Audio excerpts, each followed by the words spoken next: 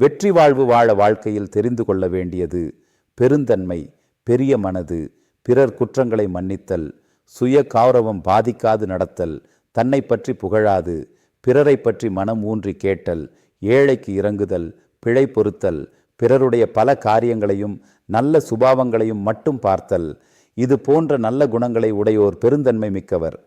கல்யாண வீட்டுக்கு சென்றால் இறுதி பந்தியில் உட்காரும் வேளையில் சாப்பாடு இல்லாமல் போனது. அப்போது பெருந்தன்மையாக கோபப்படாமல் அதற்கென்ன பரவாயில்லை என்று இது எல்லோருக்கும் சம்பவிக்கிறது தான் என்று சொல்லி மனமார் அவர்களை புகழ்ந்து மனதில் ஊனம் கொள்ளாமல் சந்தோஷமாக பிரிவது பெருந்தன்மையை குறிக்கும். தான் ஒரு காரியத்தில் தோல்வியுற்று அதே காரியத்தில் தனது நண்பர் வெற்றி பெற்றால் அவரை மனமாற வாழ்த்துவது பெருந்தன்மையை குறிக்கும். பெருந்தன்மை உடையவருக்கு விரோதிகள் இருக்க மாட்டார்கள்.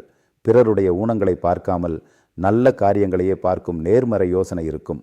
வாழும் நாட்களில் சமூகத்தில் ஒரு நல்ல இடம் பிடிப்பது ஒரு சிறந்த வாழ்க்கை. தான் விழும் நேரத்தில் 1000 பேர் உதவி கரம் நீட்டி ஓடி வருவார்கள். பணத்தினாலோ திறமையினாலோ அல்ல, பெருந்தன்மையினால் சகலத்தையும் சாதிக்கலாம். பெருந்தன்மை காசு கொடுத்து வாங்க முடியாது. நாம் தான் இதை முயற்சி செய்து அடைய வேண்டும். பெருந்தன்மையாக வாழ வழிகள்: 1.